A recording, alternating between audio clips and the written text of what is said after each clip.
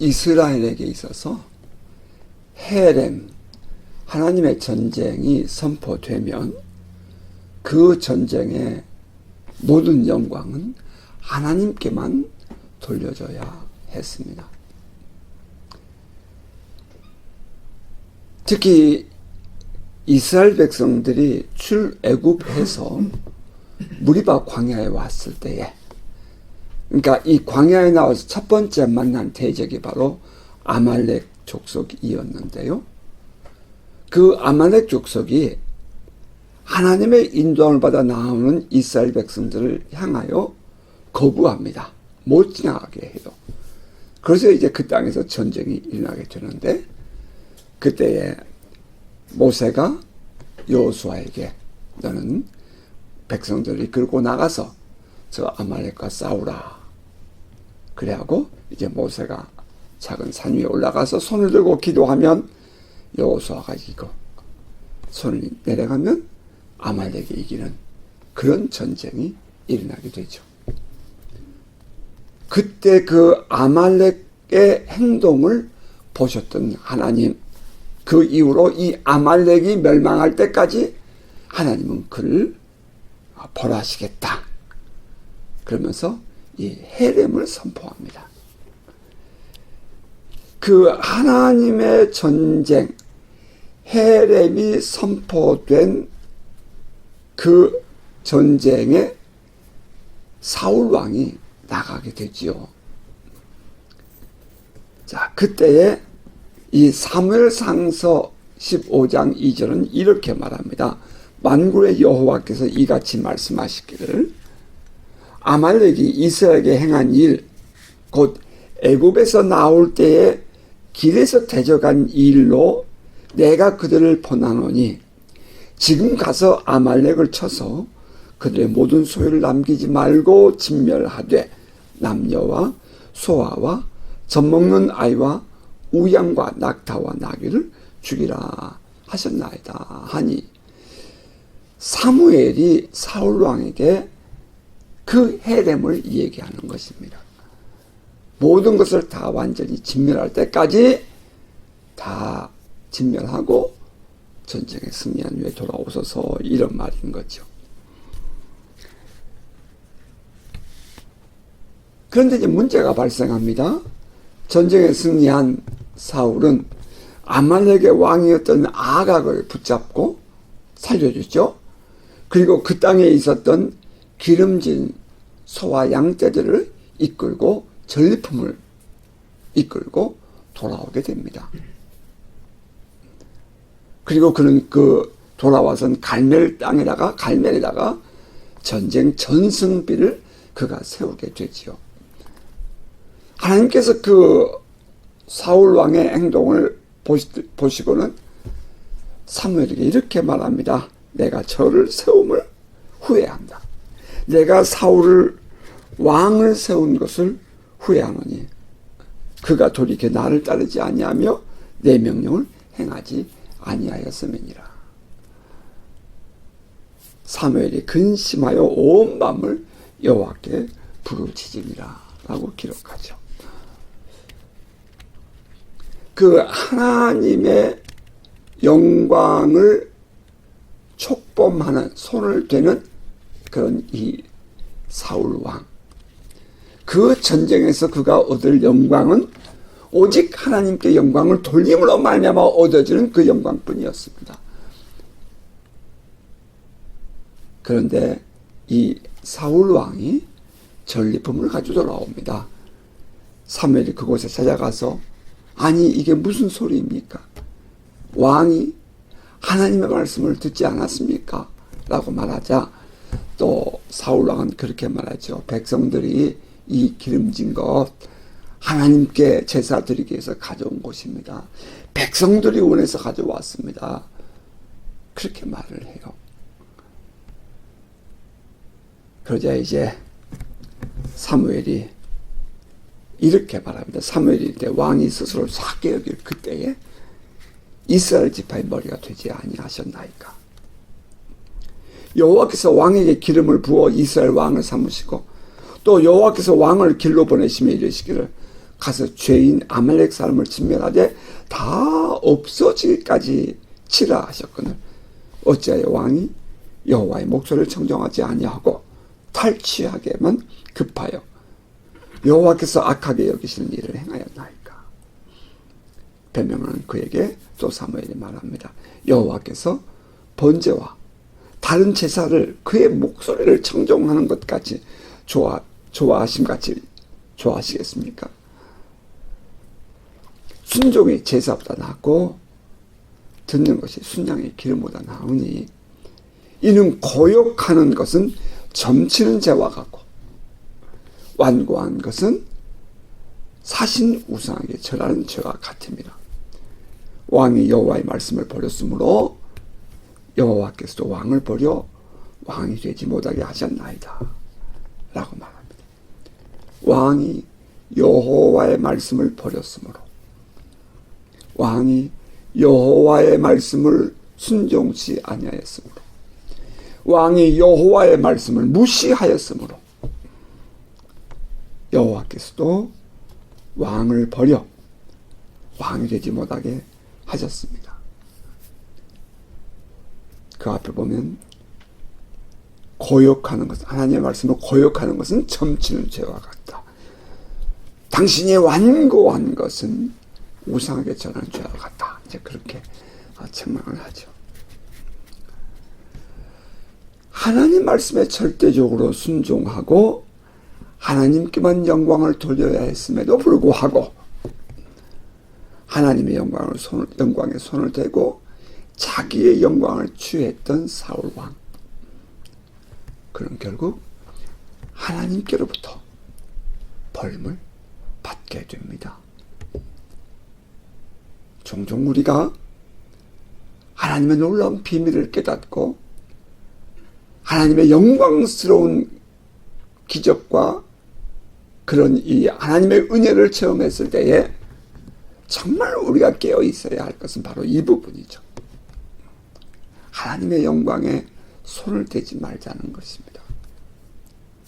사울 왕은 그 하나님의 영광에 손을 대고 자기가 그 영광을 취하려 하다가 이제 버림을 받게 되는 것입니다.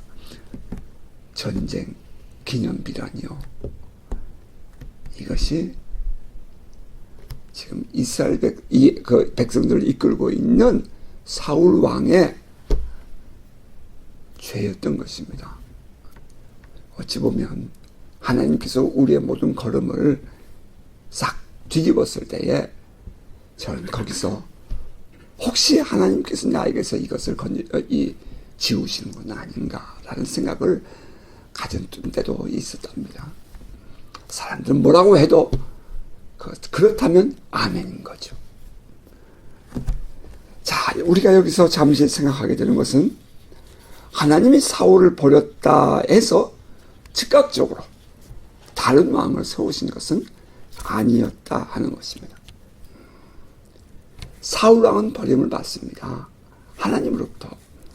그러나 그럼에도 불구하고 그는 여전히 이스라엘 백성들을 이끄는 왕위를 유지하게 된다는 것.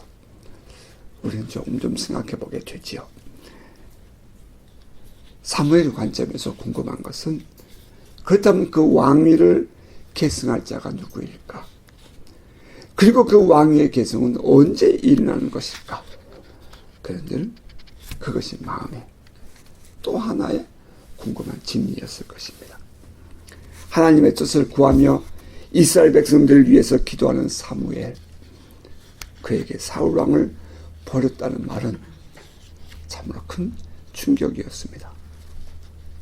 그렇다면 내가 기도한 이 이스라엘 백성들은 앞으로 어떻게 될 것인가?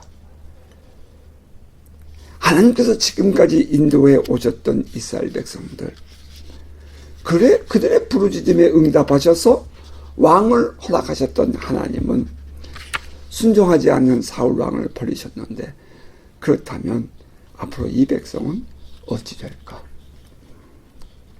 사무엘의 마음은 심히 괴로울 수밖에 없었습니다. 그 괴로움이 지나쳐 그는 슬퍼했다라고 성경은 말합니다.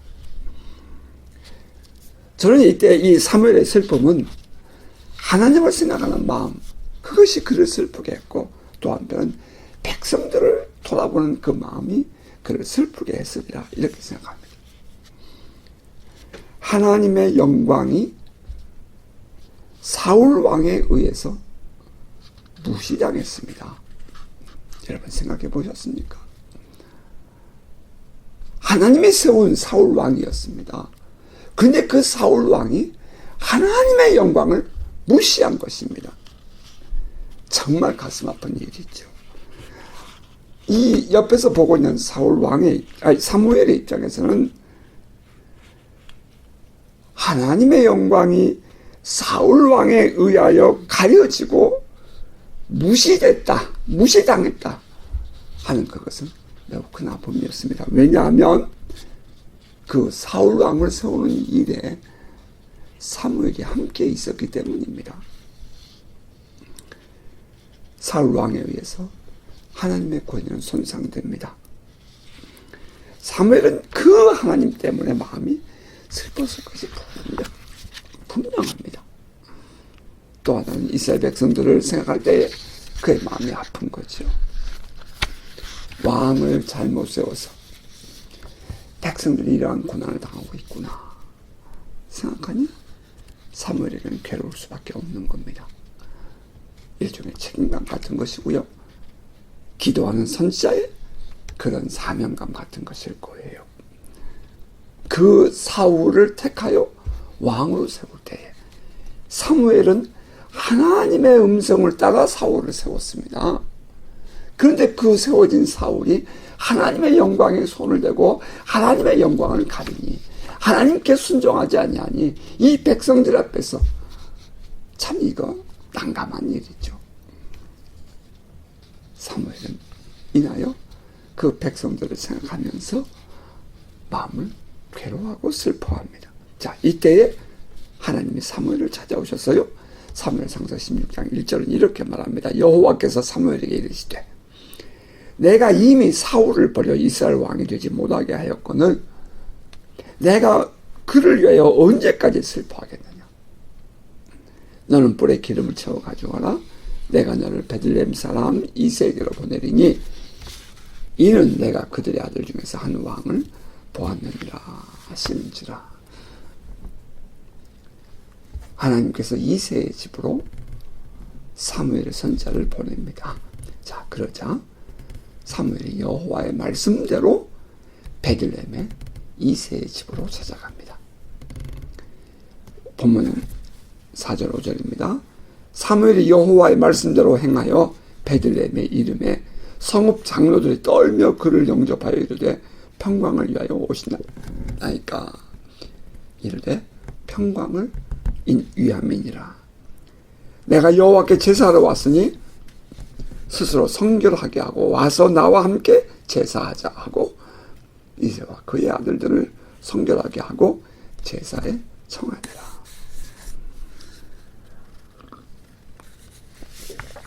성결하게 하고 스스로 성결하게 하고 또 그리고 이새와 그의 아들들도 성결하게 하고 제사에 청하니라. 자, 그리하고 이제 이새에게 그의 아들들을 보여달라고 요청합니다. 이새의 아들들이 지금 사무엘 앞에 옵니다. 큰아들 엘리압을 보는데 참 빼어나게 생겼습니다. 준수해 보입니다. 그의 마음에 이르기를 야, 이 사람이야말로 하나님이 기름을 부을 만한 사람이구나 라고 마음에 생각합니다. 그때 하나님께서 아니다. 너희는 사람을 외모로 보고 취하지만 나는 사람의 중심을 본다 라고 말하십니다. 이는 아니다라는 것입니다. 오늘날 우리들은 어떻습니까? 그래도 사람의 외모를 보죠. 첫 인상이 중요합니다. 그 사람의 됨됨이가 매우 중요하죠. 딱 한눈에 보았을 때. 그런데 하나님은 뭐라 그래요? 아니다라는 것입니다. 아나니아를 찾아와서 그 사울에게 가서 안수하고 기도해 주라라고 했을 때에도 아나니아는 거부감을 가지죠. 그 사람 과거에 이런 훌륭한 사람 아닙니까? 하나님은 그런데 그의 과거를 묻지 않고 그 나의 택한 그릇이라고 말씀하시죠. 하나님의 택하심입니다. 마찬가지로 이 엘리압을 보았을 때 엘리압은 후에 이제 군인이 돼요. 이스라엘 군대에 들어가서 전쟁에 함께하는 장군이 됩니다. 리더십이 돼요. 그 정도로 용모가 투출했어요. 그런데 하나님은 그것을 인정하지 않으시는 것입니다. 그의 쓰임은 거기까지라는 거죠. 이제 두 번째 아들 아미나답이 지나갑니다. 그런데 사무엘은 아니라는 것입니다. 삼마가 지나갑니다. 이 아이도 아니라는 것입니다. 그러자 이제 이새는 그에게 있었던 그 집에 함께 거하고 있었던 7 아들 모두를 다 사무엘 앞에 지나게 합니다. 그런데 그들에게 하나님의 마음에 합한 사람이 없었습니다. 자, 그러자 사무엘이 말합니다. 또 사무엘이 이새에게 이르되 내 아들들이 다 여기 있느냐? 이새가 이르되 아직 막내가 남았는데 그는 양을 지키나이다. 사무엘이 이새에게 이르되 사람을 보내어 그를 데려오라. 그가 여기 오기까지는 우리가 식사자리에 앉지 아니하겠노라. 이새는 얼른 사람을 보내서 들에서 양을 치고 있는 목동 막내 아들 다윗을 불러옵니다. 이에 사람을 보내어 그를 데려오매 그의 빛이 붉고 눈이 빼어나고 얼굴이 아름답더라. 이제 사무엘에 보는 관점이 있죠. 그의 빛이 붉고 눈이 빼어나고 얼굴이 아름답더라. 여호와께서 이르시되 이가 그니 지금까지 기다려왔지요. 아니 그 이전부터 이 사무엘이 슬퍼하며 애통해야 할 때에도 하나님께서 관심을 가지고 보고 계셨던 내가 왕을 보았노라 라고 말했죠. 아직 왕이 되지 않았는데 이새의 집에 한 아들이 있으니 그 아들이 왕이 되겠다. 왕을 보았노라 라고 말했는데 바로 그 기대했던 이가 근이라고 했다는 것입니다. 그 다윗을 볼 때에 하나님께서 말씀하시기를 이가 근이 일어나 기름을 부으라 하시는지라. 사무엘이 기름 뿔병을 가져다가 그의 형제 중에서 그에게 부었더니 이날 이후로 다윗이 여호와 영에 크게 감동되니라. 사무엘이 떠나서 라마로 가니라. 자, 사무엘을 통해 기름 부음을 받는 다윗은 아직 어린 나이였어요. 그리고 이제 기름 부음을 받은 이후에 다윗은 정말 험한 고통을 겪게 되죠. 환난을 당합니다. 사울 왕의 얼굴을 낯을 피하여 도망을 다닙니다. 아주 죽을 고비를 겪으면서 많은 부르짖음이 외쳤던 시들이 시편에 기록되어 있죠. 그런 약 10년이라는 훈련 기간을 지난 이후에야 비로소 통일 왕국 이스라엘의 왕이 됩니다. 자, 오늘 본문에서 우리가 깨닫게 되는 교훈이 무엇일까요? 그것은 첫째, 하나님은 이미 이새의 가정에서 다윗을 보고 계셨다는 것입니다. 이미 이새의 가정에서 다윗을 보고 계셨다. 내가 그의 아들 중에서 한 왕을 보았노라. 아직 왕이 되지 않았는데 하나님은 그 어린 아이를 보면서 왕을 보듯이 보았다는 것입니다.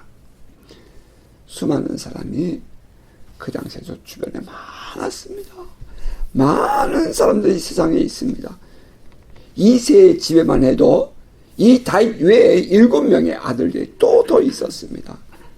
그러나 하나님은 그 중에 막내 아들 다윗에게 관심을 가지고 살펴보고 계셨던 것입니다. 여러분 어떻게 생각하십니까?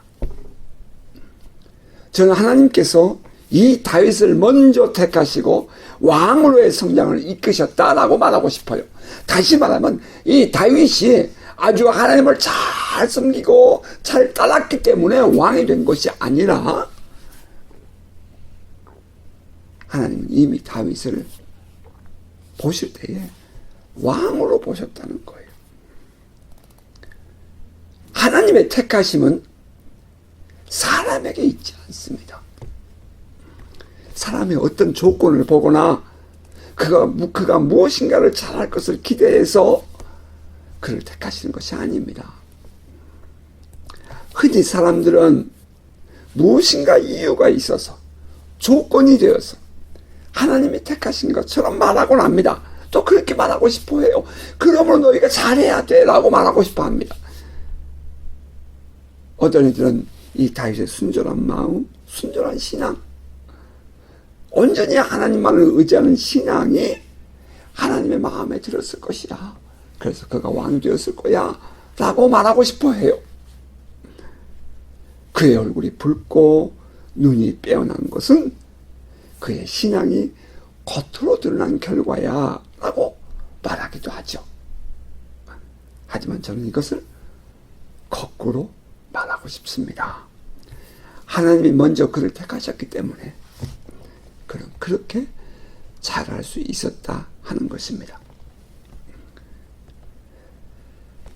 만일 하나님께서 그를 택하실 만큼 그가 온전한 사람이었더라면, 그가 흠이 없는 사람이었더라면 말입니다. 그는 왕이 된 이후에 넘어지지 않았을 거예요. 바세바를 택하기도 하고요. 그의 말년에는 백성들의 인구수를 계수하기도 합니다. 그 백성들의 숫자를 계수함으로 말미암아 그것이 하나님께 죄가 되어서 백성들에게 기근이 환란이 임하게, 재앙이 임하게 되기도 하죠. 그가 개인적으로 온전해서 하나님이 그를 왕으로 쓴 것이 아니라 하나님이 그를 택하셔서 어렸을 때부터 그를 왕으로 보았기 때문에 그는 이와 같이 성장하게 된다는 것입니다. 다윗의 신앙과 인격이 하나님께 쓰임받는 이유가 될 수 없는 이유는 그의 일생을 살펴보면 정말 우리의 마음이 아프기도 하기 때문입니다. 저는 오늘 이 사무엘에게 기름 부으심을 받는 그 다윗의 모습을 보면서 하나님의 일방적인 주권적인 선택, 그것을 말할 수밖에 없습니다. 비록 넘어지지만 그럼에도 불구하고 하나님은 그의 후손 중에서 메시아가 나오게 했고, 비록 그가 실수하고 죄를 범하기도 하지만 후대의 신약시대에 가면 다윗을 표현할 때 하나님의 마음에 합한 사람이라고 평가받게 했다는 것입니다. 여러분 어떻습니까?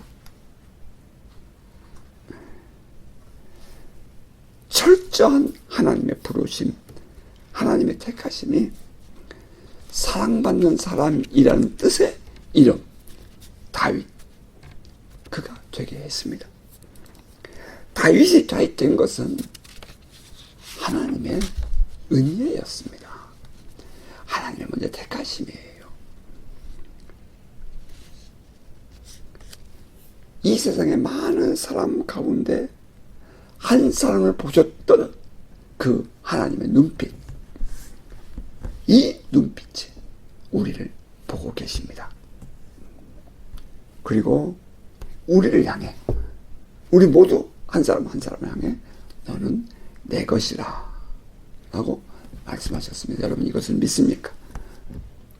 예레미야를 통해서 하나님은 우리에게, 우리가 어머니 태 속에 잉태되기 전부터 하나님은 우리를 아셨다라고 말씀하셨습니다. 여호와의 말씀이 내게 임하니라.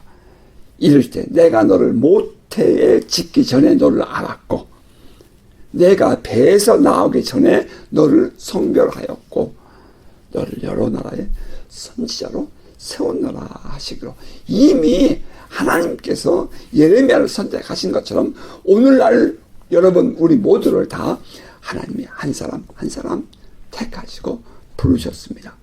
우리가 무엇인가를 잘해서 우리를 불러주신 것 아니고 하나님의 일방적인 선택이 우리를 오늘 이 자리까지 이르게 하신 것입니다. 이사야서는 또 이렇게 말씀하시죠. 야곱아, 너를 창조하신 여호와께서 지금 말씀하시느니라. 이스라엘아, 너를 지으신 이가 말씀하시느니라. 너는 두려워하지 말라. 내가 너를 구속하였고 내가 너를 지명하였나니 너는 내 것이라. 아멘. 여러분, 우리 모두는 하나님의 이와 같은 살피시는 그 부르심 안에 있다는 사실. 여러분, 이것이 우리 안에 분명한 정체성이 될 수 있기를 바랍니다. 심지어는 이스라엘 백성들이 넘어지기도 했잖아요. 넘어진 이스라엘 백성들을 향해서는 상한 갈대를 꺾지 아니하며 꺼져가는 등불을 끄지 아니하신 하나님이라고 말씀하시면서 그 넘어진 너희들을 향한 하나님의 사랑과 하나님의 마음을 기억해 하죠. 이사야 선지자를 부르실 때 하나님은 또 이렇게도 말씀하셨습니다. 밤나무와 상수리 나무의 나무가 배임을 당하여도 그 그루터기는 남아있는 것 같이 거룩한 씨가 이 땅에 그루터기니라. 하나님의 관심은 우리 모두는 한 사람 한 사람, 때로는 넘어지기도 하고 실수하기도 하고 때로는 그런 말이냐면 우리가 아픔을 겪기도 하지만 그러한 모든 과정 속에도 하나님은 함께 하시고 하나님은 우리를 향해서 너는 내 것이라고 하나님의 쓰심에 합당한 자로 우리를 세워 가신다 하는 것입니다. 이새의 아들, 그는 이미 하나님께로부터 왕으로의 세우심을 위하여 택함받은 아들이었습니다. 하나님은 그를 아직 때가 되지 않았음에도 불구하고 사무엘 선지자를 통해서 기름을 부으시고 하나님의 종 이스라엘 백성들을 이끌 왕으로 이 세상에 드러나게 하셨습니다. 그리고 이제 이 말씀을 묵상하면서 우리가 두 번째 우리가 받게 되는 교훈은 하나님의 훈련하심이라는 것입니다. 그런 아버지에게 순종해서 들에서 양을 치는 일을 했습니다. 이것은 백성들을 이끌 지도자가 되기 위한 또 하나의 훈련이었지요. 모세도 광야에서 40년 동안 양을 칩니다. 그것은 장차 40년 동안 이스라엘 백성들을 이 광야에서 이끌고 가야 할 그 사역을 위한 준비 과정이었다 하는 것을 우리가 깨닫게 됩니다. 40년 동안 신광야에서 양떼를 쳤던 이드로의 양떼를 쳤던 이 모세는 이 장차 애굽에 돌아가서 다시 백성들을 이끌고 나와 40년 동안 똑같은 그 광야를 걸었던 것을 우리는 알고 있습니다. 그리고 이 양을 치는 과정은 백성들을 이끌 목자로서의 그 리더십을 배양하는 기회가 되기도 하죠. 마찬가지로 다윗이 양을 쳤다는 것은 그는 장차 어떤 삶을 살게 될지 모르겠지만 그가 지난날 양을 치면서 이 양을 돌보는 삶을 살았다는 그것이 이제 앞으로 그가 왕이 되었을 때의 사역을 돕는, 훈련하는 기회가 되었다는 것입니다. 생각해보면 우리가 삶을 살아왔던 과거를 돌아보아도 그래요. 그 모든 것이 하나도 버릴 것이 없다는 것입니다. 하나님은 그러한 것들을 통해서 하나님의 뜻을 이루어가는 것입니다. 다윗은 장차 왕으로서 혼자 이 백성도 이끌며 결정하고 책임을 지는 삶을 살아야 했습니다. 그리고 양 한 마리를 지키기 위해서 강한 짐승들과 싸우는 것처럼 자기 백성들을 지키고 또 그들을 위해서 내가 어떻게 살아갈 것인가 하는 그런 법들을 배워가는 것입니다. 목자로서의 리더십은 이미 어린 나이부터 들녘에서 훈련되어 양육되었던 것입니다. 그 분야이죠. 귀신 들린, 귀신에 사로잡힌 사울왕의 시기 질투심, 그것에 의해서 고통당할 때에 그가 어떻게 살아남아야 했던가 하는 것은 이 다윗을 지혜롭고 용맹스러운 그의 사람들과 만나는 기회를 만들어 주었습니다.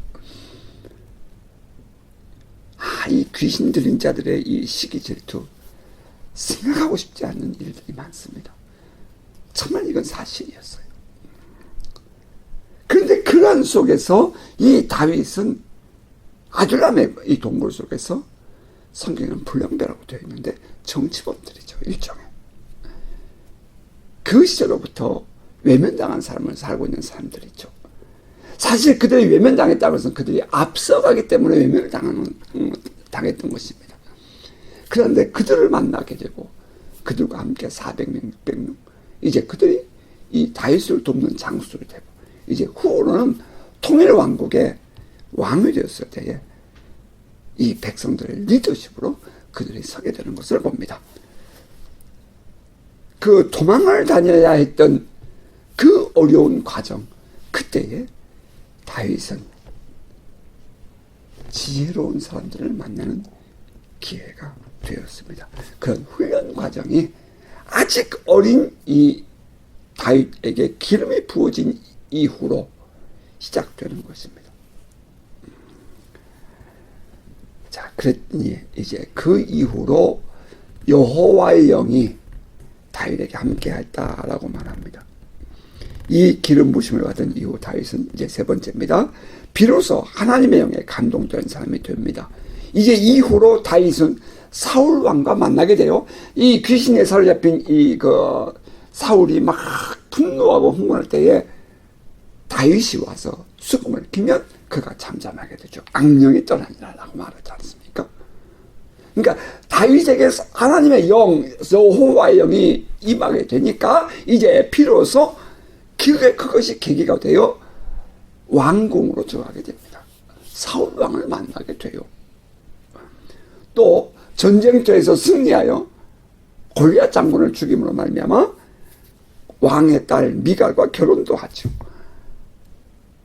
저 들녘에 있었던 목동 다윗이 왕궁으로 가까이 나아가는 것입니다. 하나님의 영, 성령의 이끄심과 기름 부심을 통한 능력은 다윗이 이전에 경험하지 못했던 그 자신의 한계를 넘어가는 상황을 만나고 경험하게 됩니다. 기름 부심이 충만하기를 주의 이름으로 축복합니다. 구약에서 선지자 사무엘을 통한 기름 부음이 하나님의 영을 만나는 기회가 되었다면 오늘 이 시대에는 성령의 기름 부으심이 직접 저와 여러분 모두에게 직접 각 사람 위에 임하는 시대를 우리는 살고 있습니다. 오순절 성령 강림 이후 성령은 예수를 믿는 사람들 또 사모하는 그 사람들에게 성령이 부어졌습니다. 사도 베드로가 이렇게 말한 바가 있죠. 이는 곧 선지자 요엘을 통하여 말씀하신 것이니 일렀을 때 하나님이 말씀하시기를 말세 내가 내 영을 모든 육체에 부어주리니 모든 육체에 부어주리니 너희 자녀들은 예언할 것이요 너희의 젊은 자 환상을 보고 너희 늙은이는 꿈을 꾸리라. 그때 내가 내 영을 내 남종과 여종들에게 부어주리니 그들이 예언할 것이다 라고 말합니다. 주께서 우리 모두에게 성령을 기름 붓듯 부으신다 라고 약속하셨습니다. 자, 이제 새로운 한 해 새로운 일을 시작하는 여러분 성령 충만한 기름 부음이 있기를 주의 이름으로 축복합니다. 자, 여기서부터 우리의 인생은 새로운 길을 걷게 될 것입니다.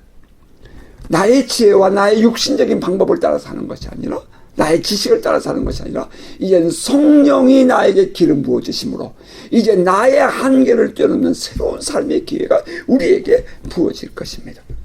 생각지 못했던 기회가 오고 능히 감당할 수 있는 능력이 우리를 이끌어갈 것입니다. 전에 경험하지 못했던 나의 한계를 뛰어넘는 삶은 우리 자신에게서 나온 것이 아니라 성령에 사로잡혀 하나님의 영이 우리와 함께함으로 이루어지는 것입니다. 당연히 새날의 주인공이 되는 것은 하나님의 부르심과 택하심에서부터 시작되어 있습니다. 나의 부르심은 나를 향한 부르심, 주의 부르심은 나를 향한 부르심으로 적극적으로 반응할 때 너는 내 것이다 하는 그 말씀을 들을 때 나를 부르시는 음성이 들리고 내가 너와 함께 아마 두려워하지 말라고 할 때 그 말씀이 나를 향하신 하나님의 음성을 들려지는 그 영적인 반응, 믿음의 반응, 긍정적이고 적극적인 순종하는 반응이 우리 안에 일어날 때에 다시 말하면 믿음으로 그것을 취할 때에 그것은 나의 것이 되고 날 향한 부르심이 되는 것입니다.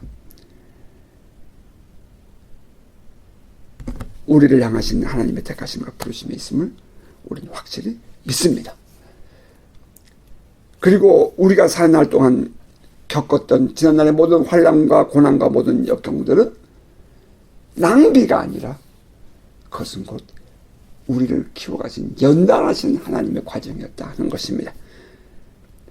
그 과정을 통해서 다윗이 하나님만 바라보았던 것처럼 우리는 지난날의 모든 연단의 과정을 통해서 하나님만 바라보는 법을 배웠고, 그리고 하나님을 의지하며 하게 하시는 하나님의 섭리였다는 것을 고백하게 됩니다. 여러분, 이제 우리의 모든 시간들을 돌아볼 때에 그것이 과거에 나를 붙잡는 것이 아니라 그것이 오히려 맞아, 그것이 이 과거에 나를 붙잡으려 했던 것들이었기 때문에 나는 하나님만 바라보노라 하고 고백하고 하나님만 바라보며 의지하는 믿음의 삶이 되시기를 주의 이름으로 축복합니다. 이제는 하나님의 가슴을 파고들고 하나님만 바라보는 신앙인이 되십시다. 그리고 무엇보다 성령 충만해서 성령을 따라 살아가는 복된 성도 되기를 바랍니다. 성령님께 나의 모든 삶을 맡기십시오. 성령이 함께 하셔서 우리를 능력의 삶으로 이끄실 것을 믿고 여러분 믿음으로 사십시오. 놀라운 일들이 우리 앞에 열리는 것을 경험하게 될 것입니다. 성령께서 우리를 이끌어 가실 때에, 성령께서 지금도 역사하시고 우리를 동행하실 때에 우리는 생각지 못했던 나의 한계를 넘어가는 놀라운 비밀들을 여러분 경험하게 될 것입니다. 성령 충만을 구하고 성령 충만을 삼으며 살아가시기 바랍니다. 술 취하지 말라, 이는 방탕한 것이니 오직 성령으로 충만함을 받으라. 사도 바울은 우리에게 그렇게 에베소 교회에게 말했던 그 편지에서 우리에게 말씀하십니다. 세월을 아끼시기 바랍니다. 성령 충만 여러분 되기를 축복합니다. 자, 말씀을 맺겠습니다. 앞으로는 하나님의 마음에 합한 자, 하나님의 마음에 합한 자라는 그 말에 여러분의 관심이 있기를 바랍니다. 늘 이 말씀을 묵상하고 하나님의 우리를 보실 때에 이가 그니, 이가 그 사람이니, 내가 그동안 믿어왔던 바로 그 사람이고, 내가 꿈을 가지고 있었던 바로 그 사람이고, 내가 택했던 바로 그 사람이니 하는 이가 그니 하는 그 말씀의 주인공 되시기를 축복합니다. 자, 새로운 2024년 이 한 해가 우리 모두의 더 나은 내일을 향한 복된 날들로 채워지시기를 주의 이름으로 축복합니다. 아멘.